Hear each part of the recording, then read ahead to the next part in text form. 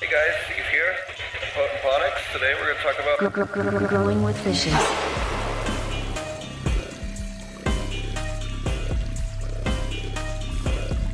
Growing with fishes.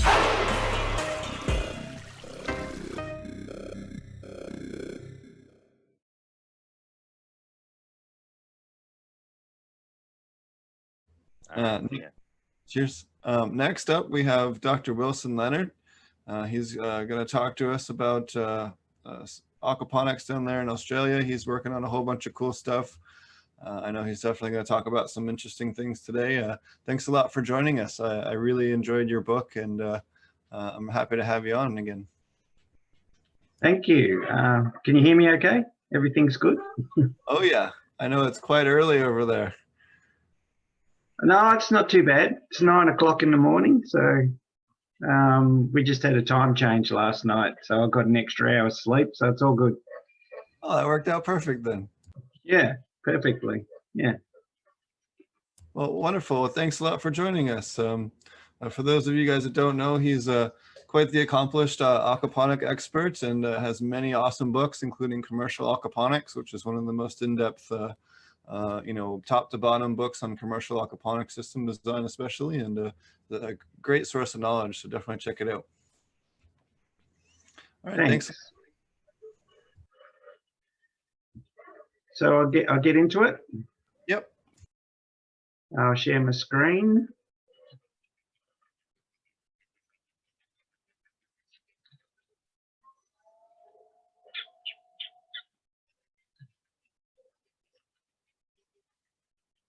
Let me just get this going.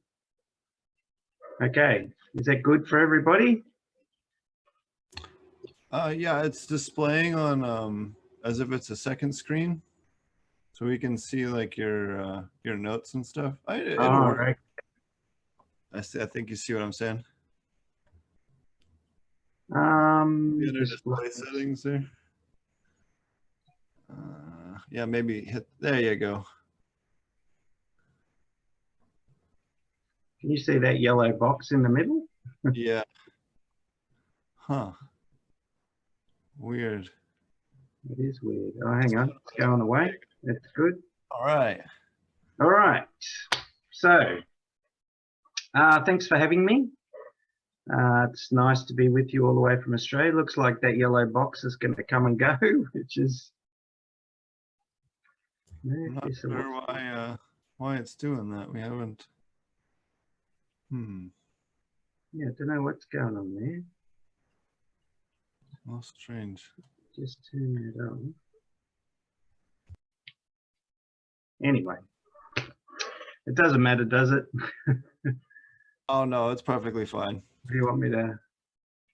That's fine. We'll deal with it. I'll work on a solution while you're going.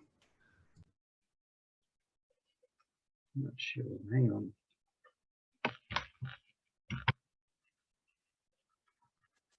What if we just look at it like that? Is that better?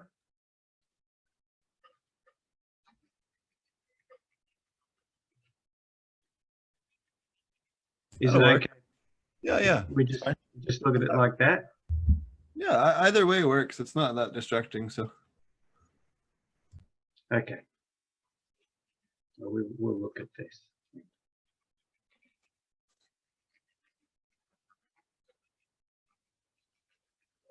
Right. So, thanks for having me. My name's Wilson Lennard. I come from Australia. I'm in Australia at the moment. I'm in Melbourne. I'm in lockdown. Have been for 9 weeks. So getting a bit of cabin fever, but that's okay. I have a background in science. I'm a scientist.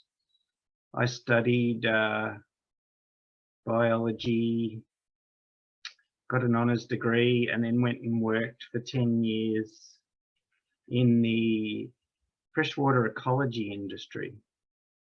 And it was that prompted me to go towards aquaponics, because I was seeing the results of what nutrient outflows from farming has on particular environments. And I also had a background in aquaculture, so I decided to try and combine the two, and that's how I came across aquaponics. So I did some broad reading and found aquaponics and thought it was a good idea, mostly the work of Jim Ricosi in the Virgin Islands, and moved on from there and went and did a PhD in aquaponics. So I studied the nutrient dynamics of aquaponic systems. I guess with the direction of saying to myself, at the time with the UVI system, you need a lot of fish to grow the plants, and I thought it could be done a little bit more efficiently. And that was born out of an economic approach, which said that if you can lower the number of fish, then you'll save on your capital outlay, you'll save on your operating expenses in terms of keeping fish, and you'll concentrate more on the things that actually make the money, which is the plants. So I went and did a PhD for that amount of time, 3 or 4 years. Passed, thankfully, and then built a small aquaponic farm about 30 miles out of Melbourne in the hills, and ran that for 4 years as a business. And in that time, I started to get people coming to me and saying, can you help me do this? So I started my consulting company, and since then I've been providing consulting services for people that want to build commercial facilities, and I've also have done a fair bit of teaching around the world, and I work in a lot of other areas as well of aquatic sciences. So I design wetlands, and I do water sensitive urban design, grey water treatment systems, black water treatment systems, anything to do with water that requires some science and is associated with natural treatment systems, I do. Okay, so let's get into the talk. So we're going to look at growing cannabis using aquaponics. I do have some experience with this. And am actually helping to design a farm at the moment, a fairly good sized farm. So, right, so as most people know, aquaponics is the integration of fish culture with hydroponic plant production. You can use a variety of different aquatic organisms to do aquaponics. So it's not just restricted to fish, but so you see things like freshwater prawn, what we call yabbies in Australia, which are a freshwater crayfish, red claw. I think you have red claw in the US. You see those things being proposed as used, but really the best animals to use for aquaponics are fish, and that's simply because of two main reasons. Fish produce a lot of waste when you feed them a little bit of food, and they live three-dimensionally within the tank space. So most crayfish will live in 6 to 8 inches of water, no problems. They don't need a large water volume above them, whereas fish will swim up and down in a water column, and so you can pack more fish into a smaller volume of water than you can with crayfish or other decoupled. Okay, so the aquaponic method or approach is well resolved now. It's been around for a fair amount of time. It's well proven that it works. But the caveat on that for me, being a scientist, is that it works well and it's well resolved if you use a known and substantiated method that you're applying in your design and your management methodology. So there's 1,001 ways to do aquaponics apparently out there, and the internet substantiates that, but whether they actually work well or not is another matter. So I concentrate on substantiated designs that I know that work well and that have a scientific basis and have been proven in science. If you use the right method, then you can get productive rates of fish and plants that equal and often better those that you get in the two standalone industries that are related to aquaponics, which is recirculating aquaculture and hydroponics. And advanced aquaponic production really does rely on a sound and good knowledge of how aquaponics works, both in design and management. Where is my next slide? Why is this not working? Sorry, I'm having troubles with this. Sorry, technology issues. Hang on a tick.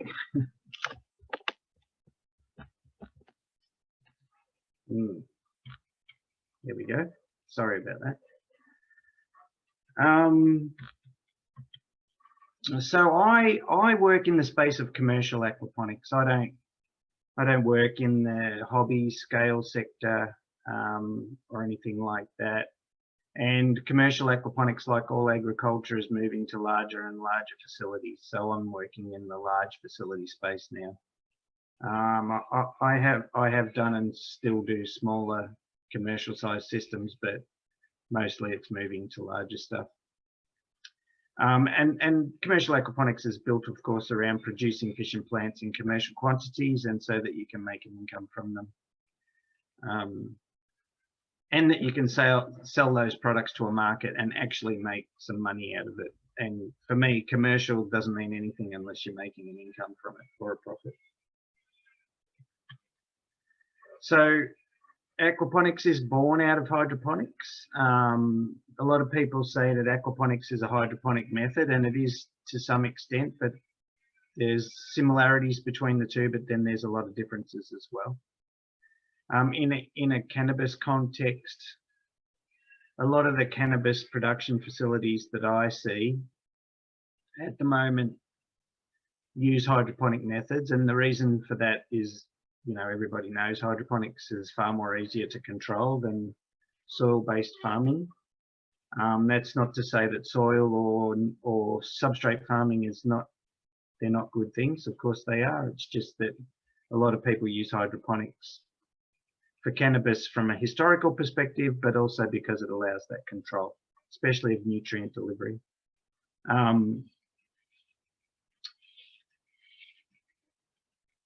It also allows the plant available nutrients to be directly delivered to the plant. So hydroponics uses nutrient sources that are directly plant available, and allows the other flexibility in hydroponics is that you go through several stages when you produce a cannabis plant, and hydroponics allows you to stage that and to tailor those stages so that you can get the most optimized production out of the plant. So you have things like seedling stages, which come after the cloning, vegetative stage, flowering stage, and you also have pre-harvest stages. And I'm sure you're all aware of this, so just throw in a picture or two. So in standard hydroponics, it's well-established technical approach, and you get excellent plant production outcomes, and you can do it now at commercially competitive production costs. The major thing about hydroponics is it relies on feeding plant available nutrient forms directly to the plant. So these are what are called ions. They're charged atomic particles. They can be one atom or they can be several. But the point is that they're pretty much the nutrient available in its rawest form. It's a charged ion and it's tiny, and that makes it eminently available to the plant. And the plant has uptake and metabolic systems that have evolved to uptake these, to use these sorts of nutrient forms. And so direct delivery makes it highly efficient. It also relies on stopping any sort of colonization by pathogenic microorganisms. So in most standard hydroponic systems, you see some form of sterilization applied. Very much so in larger facilities, large commercial facilities, you see sterilization is standardized, and that's usually either a form of UV or ozone sterilization that's applied. this is done because there's a lot of what's called biological space in a hydroponic system. So you have water, it's full of nutrients, and you have another life form, which is the plant growing in it. And if you have those three things put together and no sterilization system, then microorganisms just see it as something to exploit, and they come in and exploit it. And generally, pestilent species that cause problems have a higher potential for immediate migration into a system than anything else. And so they get in quickly and they take over and dominate. And that's when they cause big problems in terms of compromising production in the system. In recent years, probably the last 10 years or so, in commercial hydroponic production, there's been an increase in the addition of what are called biological supplements. It started off with simple things like humic acids. It moved on to other things like plant hormones. And now it's moved into the phase of assistive microflora, which is basically adding microbiological species that do a lot of good stuff for the plant, whether it's help the plant to increase its immune response, whether they're microorganisms that actually assist the plant to uptake nutrients, all of those sorts of things.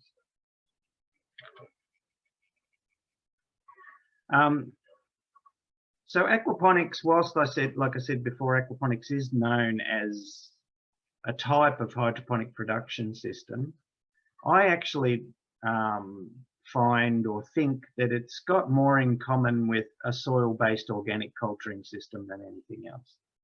So it really is the aquatic equivalent of soil-based organic culture.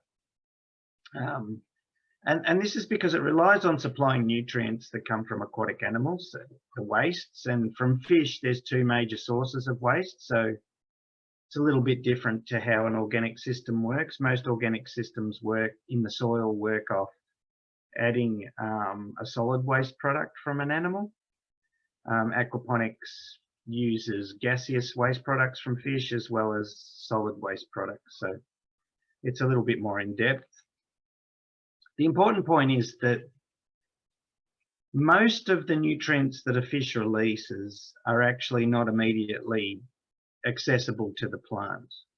So one set of nutrients are the nitrogen that a fish releases. As soon as it's converted from the ammonia that the fish releases to nitrate, which happens via a microbiological process that's always present in aquatic systems, and so it happens very quickly and efficiently, that nitrate's immediately available to the plant, just as it is in a hydroponic system. But most of the other nutrients are locked up in the solid fish waste, and the solid fish waste, when it's released by the fish, is actually not immediately available to the plant. And even if it's broken down into smaller particles, it's still not available to the plant.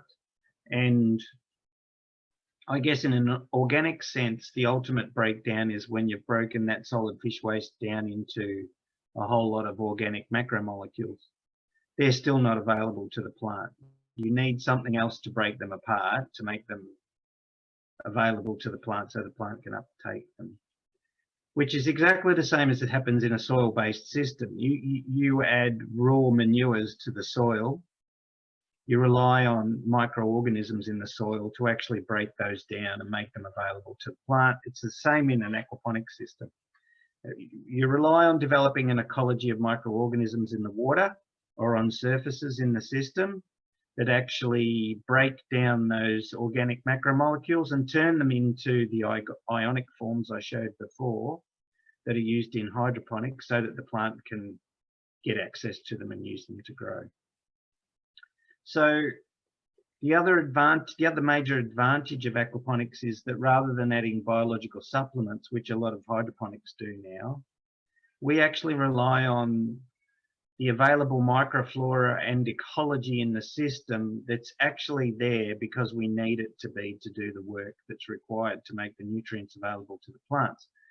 So those microorganisms release a whole lot of other things outside of the nutrient services that they provide that assist the plant. These things have evolved with plants, and so plants release things that microflora like, and the opposite occurs. Microflora release things that the plants like and help plants in particular ways.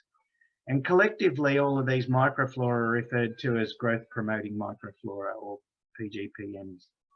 And there's a whole lot of research going into this now, because this all happens, like I say, in soil-based systems as well. So people are looking at the extent of the microflora, understanding how it develops and associates with plants and soil, or in aquaponics with the plants and the water, and trying to understand that so that we may use it to assist our growing. A few pictures of aquaponics. These are pictures from my farm, except for the fish. It was a very small farm. I grew specialty herbs and sold them into an area that was close by, because there were a lot of wineries in the area and they had restaurants attached to them, so I could sell herbs at a pretty good price, and fish as well. The fish is a Murray cod. It's not extensively known around the world, but it's an iconic species in Australia. It's the fish that I grew, and I was selling it for the equivalent of about $15 a pound. So when you compare that to about $1 or $2 a pound for tilapia, you need Murray cod in the US. So what do I see in current cannabis culture in terms of aquaponics? Because there are aquaponics facilities out there growing cannabis.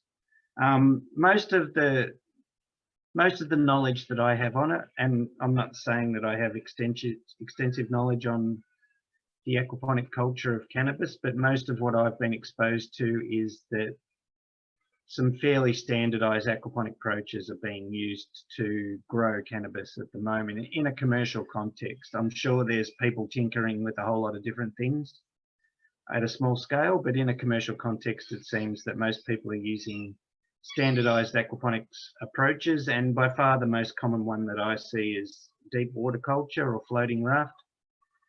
Polystyrene boards on an open water body, and the plant roots grow into the water body and access the nutrient.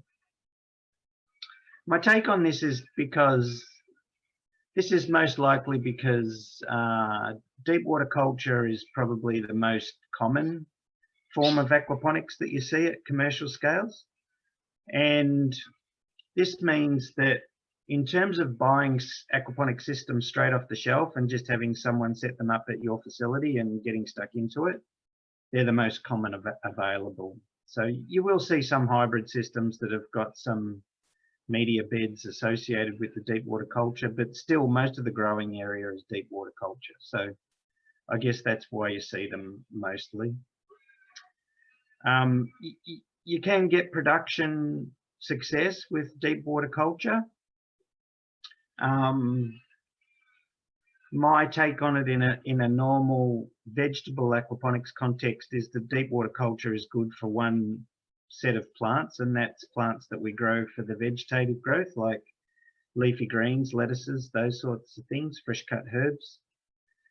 It has its limitations in terms of growing fruiting crops or flowering crops.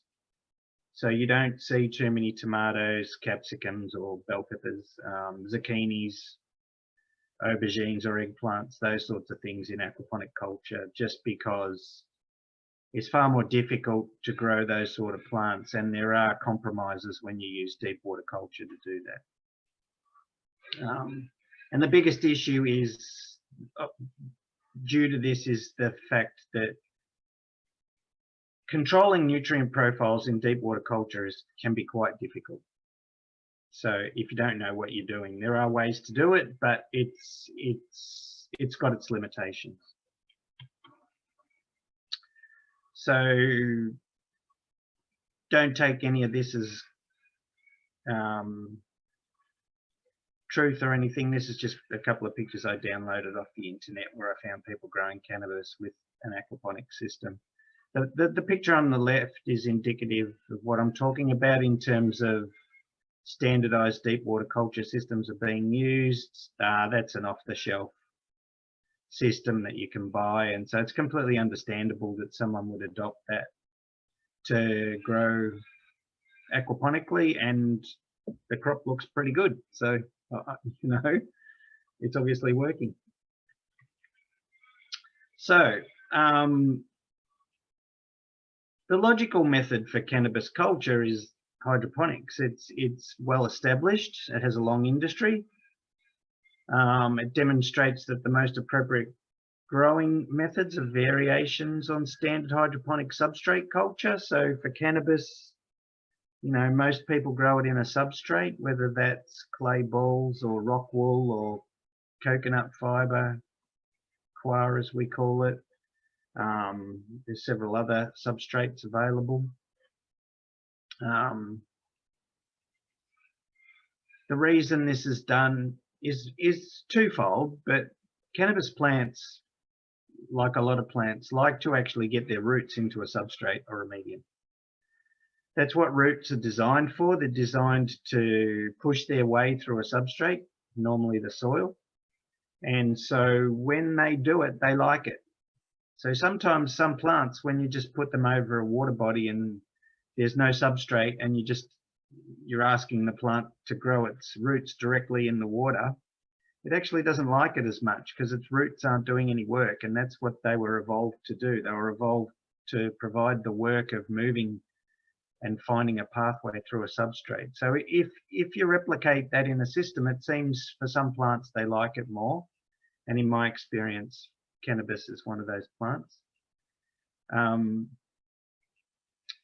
Also with hydroponics, as we all know, the beauty of it is that you can customize your production stages in terms of the nutrient profiles you deliver to the plants. So you can use vegetative mixture of nutrients, and you can use a flowering mixture of nutrients. You can finish the plants off by doing a freshwater flush or a slight saline flush if you want to. So and that's just built around changing nutrient solutions over, which if you have a correctly designed system, is very simple to do with hydroponics. So it's what builds the flexibility into the system and makes it handy. And at the moment, hydroponics leads to the highest yields, whether it's cannabis or even any vegetable culture. You get far more product produced per square foot of area than you do it any other way. So my approach to things is not to reinvent the wheel. My approach to things is to look at them deeply and say, if that's a successful method, then how do I adapt what I'm doing with some small variations so I can keep the availability of the things within the already successful method at hand, and I can adapt that to my methods and therefore get the best outcome. And I say this because I don't see a lot of it in aquaponics. There's a lot of the I'm inventing something new approach in aquaponics that people seem to be drawn to. And so they try a whole lot of different things, which I'm not against. I'm a scientist. I like trying different things, but some of it seems misguided at times. And I like personally myself just to fall back on some common sense and use what's available and adapt that as best as I can, because that to me seems like the fastest pathway to success. So adapting aquaponics to substrate culture is perceived to be difficult. Like I said, most of the systems you see are deep water systems. Adapting a normal recirculating aquaponic system to use a substrate has some difficulties associated with it. There's no doubts about that. The biggest one is that the substrate will uptake some of the water and not make it accessible in the future. And so you need to be able to adapt for that. But the difficulty of adapting to substrate culture in aquaponics comes from the fact that people have tried it and have had troubles with it. And most of those troubles come from the two facts of design and management control. So most people are familiar with recirculating aquaponics, where you have water that's shared between the fish and the plant component. The water goes from the fish to the plants and then from the plants back to the fish and just keeps recirculating like that. And that's what most aquaponics is based on at the moment. And it makes a lot of sense because it's a recirculating design and it's very water efficient, it's nutrient efficient, and as long as you can get the balance between the fish and the plants right, it seems to work quite well. So a lot of people are attracted to it. As I said though, whether you can adapt recirculating designs to substrate culture is another thing, and you've got to know what you're doing if you want to do that. So I look at things in terms of what's available to me in terms of methodologies or approaches with aquaponics, and there are two basic approaches available. There's your traditional fully recirculating aquaponics, which is the UVI system is a good example of that, and that's mostly deep water culture or floating raft. Does use media beds as well, often in small scale systems. But the other approach is called decoupled aquaponics. Now, both of these systems have different advantages to them. The fully recirculating approach is easier to balance in a hydraulic sense. So in terms of the water flows and the plumbing, once you get that correct, water flows quite well and in an efficient manner between the two components. It's also pretty easy to control nutrient strength in fully recirculating systems. If you have the right balance between fish and plants, and you build up the nutrients at the start with some fish in there only without putting the plants in, and then once you get to the nutrient strength that you want, you start adding plants, you can pretty much keep the nutrient strength quite level over a long period of time. These, especially deep water systems, nutrient strengths don't fluctuate much over a long period of time because the water volume is so high. However, with recirculating systems, it's far more difficult to manipulate the nutrient profile or the mixture of nutrients that are in the system. So you don't have control over things like nitrogen and potassium. Decoupled aquaponics is more adaptable to these substrate culture methodologies. And that is the attraction of it for aquaponic cannabis production as far as I'm concerned. If you can manipulate your nutrient levels to what you want for the particular staging of the plant, then it provides a palpable advantage. So the substrate culture method allows greater flexibility in controlling nutrient profiles. So fully recirculating versus decoupled, we've spoken a little bit about this, but which is the better method for cannabis? European research on decoupled aquaponics, so this is not necessarily cannabis culture, but European research for about the last 10 years has been arguing that decoupled aquaponics is better across the board. They say that it provides more flexibility in getting nutrient levels and mixtures correct, but the argument's a little bit flawed. I did a bit of a research project on this earlier in the year because I was in lockdown. I had nothing else to do. So when you're a nerd, that's what you do. You go away and look at 150 papers and decide what's going on. And when you look at the technical methods and the scientific methods that they applied, they were very poor. And the biggest issues for me is that in a lot of research, and this is not just Europe, but a lot of research scientists directly compare aquaponics to hydroponics. And hydroponics becomes the technical and aspirational standard for the aquaponics that they're looking at. And that's ill-conceived as far as I'm concerned, because they work very differently in terms of the nutrient dynamics in the system and the nutrient uptake dynamics of the plants that are involved. So I think they need to be looked at differently, and to my mind, hydroponics is not an approach that needs to be aspired to in terms of aquaponics. You need to look at it in a different way and say aquaponics has its own standards that it needs to aspire to. The other issue is that a lot of the decoupled approaches that are being developed in Europe rely on sterilization at the moment. There's various reasons for that, but it's not a good method for aquaponics because sterilization kills off all the good bugs that we need. Other people argue for fully recirculating systems in cannabis culture. Give me a tick, I just need a drink, sorry.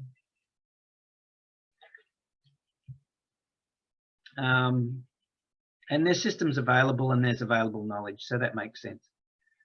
So a good understanding of how both operate and a balance, along with knowing the correct design principles, is vital if you want to use either method. So here's a slide with some comparison. You can see on the left, you can set up fully recirculating systems in a number of different ways, but the basic thing is that the water goes from the fish to the plants and from the plants back to the fish, and it's constantly recycled between the two major components. You can have sludge treatment systems in there to release more nutrients, and you can have a whole lot of other things, but that's the basic principle. Whereas for decoupled systems, the water goes from the fish production to the plants and it never returns to the fish. Now, it can recirculate in the plant component for a number of days or weeks even, but it never goes back to the fish. So that's the major difference between the two. And again, you can add in a lot of different stuff. So what about nutrient control? So as we've seen, to optimize cannabis production, there's two basic stages that need some control. You have a high nitrogen stage for vegetative growth and you have a high potassium stage for flowering. And the question, I guess, is can aquaponic systems be designed and managed to control for a nitrogen or potassium stage? And my answer is yes, if you know what you're doing. You have two broad approaches available to you. The first one is you can use normal recirculating aquaponic systems and you can just have two separate systems. So you have one system to grow plants vegetatively and then you have another system to grow plants for the flowering stage. The issue with that is that you have to transfer plants from one system to another when you want them to go to the different stage, and that can be cumbersome and it's labor intensive. So I'm not sure it's the best approach. You can use a single system that is designed for nutrient control. And in this sense, the decoupled approach lends itself far better to this sort of methodology where you want to stage different plant growth phases and then customize the nutrient mixture for those different stages. So this is the sort of area that I've been moving into the last couple of years in terms of cannabis culture, is using decoupled approaches for aquaponic systems. So you need an in-depth knowledge to be able to design decoupled systems that they use different parameters than fully recirculating systems. So fully recirculating systems generally use nutrient dynamics as the control point for balancing and sizing of different components within an aquaponic system. Decoupled systems have some flexibility in the fact that they allow you to add external nutrients if you want to. So you can make up differences in missing nutrients, but you've got to be careful, because if you add too much external nutrient, then you've got to ask the question, is what you're doing still aquaponics? And that's a whole other rabbit hole we can go down in terms of trying to work out what is aquaponics and what isn't when you start to add external nutrition. The important point is that decoupled systems can be designed to use a minimal external nutrition if that's what you want. And I design systems that use either decoupled or fully recirculating that use less than 10% external nutrition. Often less than 5%. So the vast majority of the nutrients still come from the fish. And you can design decoupled systems where the one fish component can supply different nutrient profiles to individual plants. And you can do that in two ways. You can either have the one fish component and then bleed wastewater off it and then split that wastewater into two streams, one nitrogen stream, one potassium stream. That sort of approach requires you to rely on higher levels of external nutrition to be added so that you can manipulate the nitrogen to potassium ratio. And the other approach is you can have one fish component and you can have one plant component, but you can use a sophisticated nutrient doser device which allows you to manipulate the nitrogen and potassium ratio. that you deliver to the plant. Management for decoupled systems is different than fully recirculating systems. You've got to be able to balance decoupled systems both in a hydraulic sense and a nutrient balance sense to get the advantages out of it, and you've got to know how to manipulate nutrient profiles within an aquaponics context, which is understanding the chemistry of the system and being able to introduce methodologies that allow you to control things. But the outcome for me is that you can deliver both high nitrogen and high potassium nutrient streams from the one fish component or the one system. And it's the knowledge that allows full optimization of cannabis production. So if you can do this, if you know how to manipulate those nitrogen and potassium streams within the system, then that's the knowledge that allows you to optimize cannabis production and get higher yields and better quality yields. And often, in my experience, they can be better than traditional hydroponics. So thanks for listening. We've got some time for some questions, which is good. Just one resource, and this was mentioned at the start. I've got a book. It's an ebook, a PDF, and it goes extensively, 420 pages worth of extensive, into aquaponics and how to design systems from a technical point of view. The caveat on it is it's mostly about fully recirculating systems, but it gives you a whole lot of mathematics on how to size things, how to size pipe work, how to size filters, how to find the correct balance between fish and plants, the works. So if you want to build your own system, that book will give you the resources to do that. And like I said at the start, I provide services associated with aquaponics. They're listed there. And if you're interested, let me know. I do most of my work remotely now across the internet due to virus issues, but I can still do all of the work that you need. So thanks for listening to my talk. There's my contact details. And I think we'll go back to video and open it up to questions. Let me just organize that. There you go. Any questions? All right. Let me see here. What have you noticed that's different about the aquaponics? Sorry, I can't hear you. One second. If that's me or.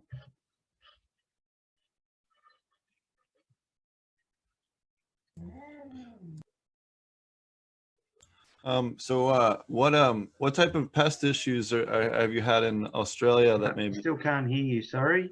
No, still nothing. What's going on? Can everyone else hear me?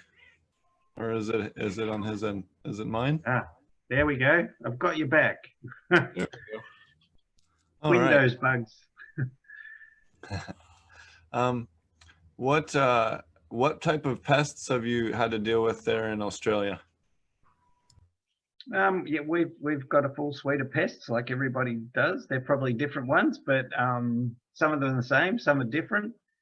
The biggest troubles I've had with aquaponics are leaf miner and aphids. Aphids you get a lot of when you do leafy green production because aphids love leafy greens. So leaf miner more so for things like tomatoes, stuff like that. I don't grow cannabis in Australia. There's different laws around that over here. So I've not experienced specific pest problems with cannabis, but I'm sure they experience the same pests as everybody else does. What we do have here in Australia is a highly developed integrated pest management approach because it's used extensively in mainstream agriculture. So There's more than several companies in Australia where I can buy predator insects from, lacewings, ladybugs. We also have an extensive list of native wasps that we can use as predators. So we've got a good amount of integrated pest management control available to us in Australia, and I've used those things in the past in my vegetable greenhouses. Awesome. Have you had to have any, or have you had any issues with any of the poisonous Australian creatures in any of your time growing in aquaponics? Oh, every Australian has issues with poisonous creatures. I think we're just more used to them, so we don't get as scared as everybody else. European people seem to be extremely scared of the poisonous creatures in Australia, but most Australians aren't. I used to catch tiger snakes and brown snakes when I was a kid. Brown snakes are probably the 4th or 5th most poisonous snake in the world. So it's what you're used to and what you're ignorant of, I guess. I guess how quick you are too, right? Well, that's why you do it when you're a kid and not an adult. So it says for solids digestion, for decoupled systems, do you recommend aerobic or anaerobic digestion or a combination thereof? Or? So that's a really good question that comes up a lot. My preference is for aerobic systems. And the reason is that anaerobic mineralization or remineralization of solids will consume nutrients, whereas aerobic solids breakdown or mineralization doesn't consume as many nutrients. And so you get a better nutrient mixture coming out of the aerobic process. The aerobic process is far easier to control. So you don't have to get rid of the oxygen, which is everywhere in the air normally. So anaerobic systems required closed vessels to work correctly. And for the aerobic approach, I actually don't have to add any carbon source, whereas for an anaerobic approach, you need to add a carbon source like a molasses or a sugar or something like that. So I find the aerobic mineralization process and breakdown far easier to control and use, and have always done so. Interestingly, a lot of the people that were arguing with me about that 10 years ago in aquaponics seem to have all moved across to aerobic approaches. So I guess they're finding that it's an easier way to do things as well. The principal reason though is that it doesn't consume important nutrients like the anaerobic process seems to do. So yeah. Awesome. Let me see what other questions we have here. Any tips you have for someone getting started and on making their aquaponic system? Wow, that's another hour in itself. Look, my number one tip is that, and a lot of people don't like this, but be really careful where you get knowledge from for aquaponics. There's a lot of information out there, and like a lot of things on the internet, a good proportion of it is probably not that great. So be careful where you get your information. And look, this is going to sound stupid as well because I sell services in the aquaponics industry, but be careful who you buy services or equipment or system designs from, because in my experience, a lot of them don't work that well. And anyway, we'll leave it there. I won't go further into that. But I agree.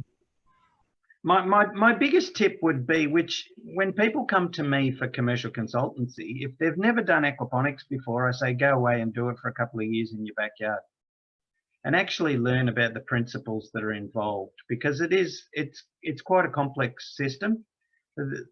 You know, aquaponics is a funny thing. You can do it and get stuck into it and pretty quickly have success, and that motivates you on, which is really good. But to do it well is something different, and it requires a lot of knowledge and application. So I would say try and pick up some skill and understanding of it at a smaller scale before you commit a whole lot of your money or someone else's money to something when you don't really have the knowledge. Awesome. One of the last question here, is it possible to control plant nutrition purely through fish feed? Sorry if this is a noob question. So the idea of designer feeds has been around a while. One thing that I haven't mentioned is that I said in the talk, you know, everybody knows you've got a vegetative stage that likes high nitrogen, you've got a flowering stage that likes high potassium. You've got to be very careful with the fish that you choose because some fish don't like high potassium levels. So if you're going to use a fully recirculating approach and you want a high potassium concentration, you've got to be careful with the fish that you use. Yes, there's the potential is there to manipulate the feed source so that the waste stream that's coming out can be manipulated to a mixture that you like for the plants that you're growing. But you're relying on the fact that someone's going to produce that fish feed for you and whether you can get your hands on it. And in this sense, I'm talking in the commercial context where you're feeding tens, if not hundreds of pounds of fish feed a day. So you've got to have something available to you that's practical. You can't just be feeding something that you've made yourself at that sort of scale because it's a whole business within itself. So it can be done. It's easier to do it from the other end though, I think, where you wait for the waste product to come out and then you manipulate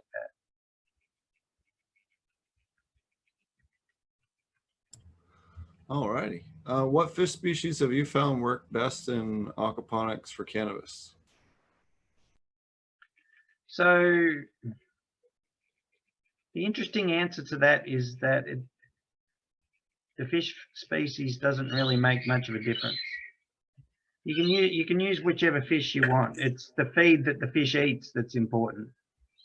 So if that fish eats that feed and converts it efficiently and produces the waste nutrient stream that you want, then it doesn't really matter what fish species you use.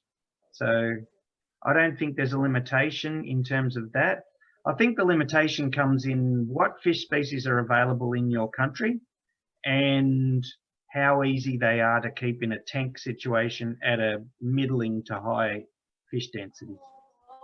And that's the major reason you mostly see tilapia used in aquaponics because, well, you can pull one out of a tank and you can drop it on the floor and you can drop a brick on it and then pick it up and put it back in the tank and it'll swim away. So they're very easy fish to keep. A lot of other fish are far more sensitive, and it's a good test of people in aquaponics. If they can keep tilapia but they can't keep any other species, then you know that their fish keeping skills aren't that fantastic. So it also, I think, depends on the business mix. If your interest is making all the money out of the plants and the fish is really only a nutrient generator, then why not use tilapia? Because you're not selling them, you're not expecting an income from them, they're easy to keep, they produce a nice waste stream, they convert food well, they live in low oxygen, they can handle higher temperatures, so it's a good mix. So it really depends on what you want. We don't have tilapia in Australia, so I rely on native fish here, and we're very lucky in Australia. We have more than several native fish species that have been adapted to tank-based culture. So I've got a good choice. If you're in the, I guess if you're in the US and you want an alternative tilapia, go for barramundi. You can get barramundi in the US now. That's a Southeast Asian Australian species of fish, and they're very easy to keep.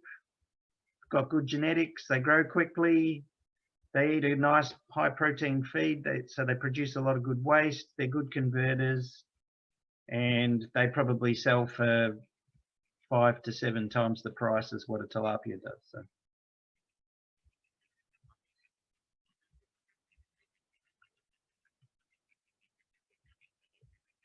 Awesome. Well, thanks a lot for coming on. Why don't you tell everybody again how to find you and how to find out again the website for your services and your book. Yeah, so the book, there's a link on my website straight through to the book website. My website is www.aquaponic.com.au, and everything else about me you can find there. Yeah, it's got my email address. Buy the book. The book's good. Yeah, and it's keeping me in income at the moment. awesome. Yeah.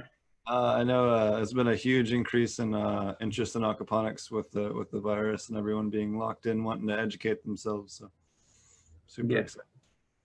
Yep. Yeah. So thanks for having me on. I appreciate it, and good luck with the rest of your workshop. All right. Thank you. Okay.